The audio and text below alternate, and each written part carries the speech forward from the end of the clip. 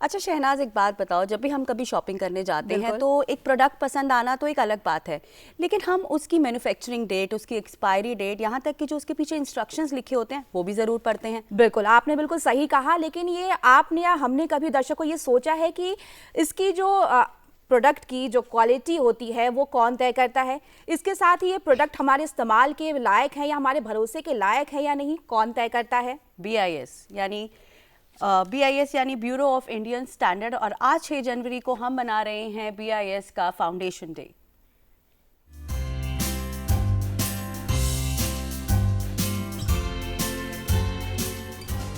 आज बात उस संस्था की जो हर भारतीय के जीवन में खामोशी से सुरक्षा, गुणवत्ता और विश्वास जोड़ती है, यानी भारतीय मानक ब्यूरो BIS। हर साल 6 जनवरी को BIS का स्थापना दिवस मनाया जाता है। भारतीय मानक संस्थान की स्थापना 6 जनवरी 1947 को स्वतंत्रता के साथ ही हुई थी, और इसका जो मुख्य उद्देश्य था वो था कि देश के औद्योगिक विकास में किस तरह से गुणवत्ता और क्वालिटी के ऊपर काम किया जाए, और ताकि देश का एक ओवरऑल आर्थिक विकास हो और उसके साथ औद्योगिकरण हो। भारतीय मानक ब्यूरो ऑफ इंडियन स्टैंडर्ड या भारतीय मानक ब्यूरो के नाम से 1987 में ये अस्तित्व में आया, और BIS का कार्यक्षेत्र उसके बाद और व्यापक हुआ, और फिर 2016 में हमारा जो नया BIS एक्ट आया उसके तहत ब्यूरो ऑफ इंडियन स्टैंडर्ड्स को एक नेशनल स्टैंडर्ड्स बॉडी का दर्जा दिया गया, और ये कहा गया कि जो है ब्यूरो ऑफ इंडियन स्टैंडर्ड जो भी स्टैंडर्ड्स बनाएगा वो इंडियन स्टैंडर्ड्स कहलाएंगे। और ब्यूरो ऑफ इंडियन स्टैंडर्ड्स को सभी उत्पाद, मैनेजमेंट सिस्टम्स, प्रक्रियाओं और सभी जो भी गुड्स एंड सर्विसेज के स्टैंडर्ड स्थापित करने का एक दायित्व सौंपा गया।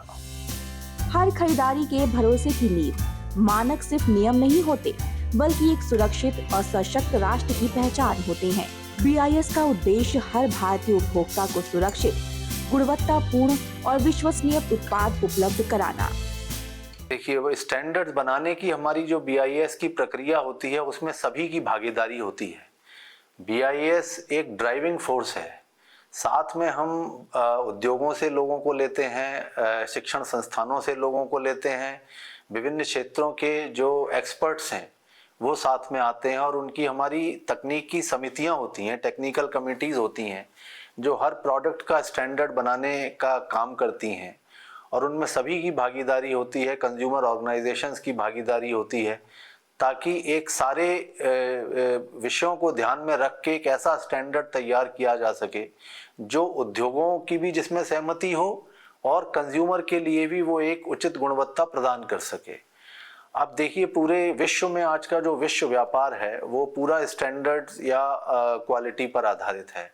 बहुत सारे प्रोडक्ट्स जो इंडिया से एक्सपोर्ट होते हैं या दूसरे कंट्रीज से हमारे कंट्रीज में आते हैं, उनमें सभी में जैसे आपने टेक्निकल बैरियर्स टू ट्रेड का नाम सुना होगा, तो जो ये गुणवत्ता रिलेटेड या क्वालिटी रिलेटेड स्टैंडर्ड्स हर कंट्री ने अपने सेट कर किए हुए हैं, उन्हीं के हिसाब से आज की तारीख में अंतर्राष्ट्रीय व्यापार होता है। और अब मुझे बताते हुए खुशी है कि ब्यूरो ऑफ इंडियन स्टैंडर्ड आज एक अंतर्राष्ट्रीय स्तर पर मानक स्थापित करने की लिए एक बहुत अहम योगदान दे रहा है।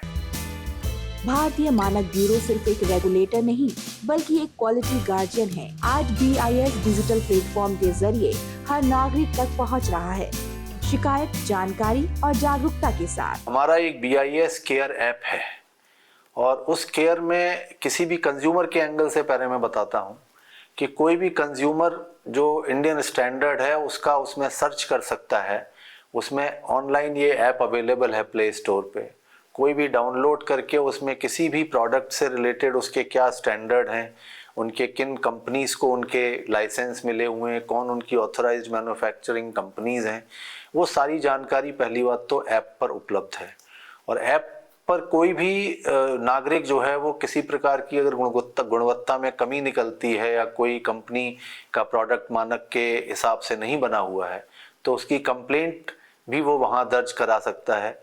ईमेल पर हमारे जो ईमेल दिए हुए हैं वेबसाइट्स पर, वहाँ पे भी वो कंप्लेंट करा सकता है। उसके अलावा जो डिपार्टमेंट ऑफ कंज्यूमर अफेयर्स की भी एक कंज्यूमर हेल्पलाइन है, नेशनल कंज्यूमर हेल्पलाइन है, जिसमें भी वो गुणवत्ता से रिलेटेड और स्टैंडर्ड से रिलेटेड कोई भी कंप्लेंट कोई भी नागरिक करा सकता है। तो ये कई तरह के माध्यम है कंज्यूमर्स के लिए। जहाँ तक उद्योगों की बात है, जिनको लाइसेंस लेना पड़ता है BIS से, उनके लिए हमने सारी प्रक्रिया जो है वो ऑनलाइन की हुई है। उनको BIS के ऑफिसेज में आने की आवश्यकता अब नहीं है। सारा उनका प्रक्रिया जो है वहीं बैठ के होता है। ऑनलाइन उनको सारे डॉक्यूमेंट्स और सारा जो भी चीज़ें भेजनी है वो सब ऑनलाइन भेजते हैं, और हमारे अधिकारी जो है वो उसको ऑनलाइन ही परीक्षण करते हैं, और उसके बाद उनका प्रक्रिया पूरी होने पर उनको लाइसेंस दिया जाता है।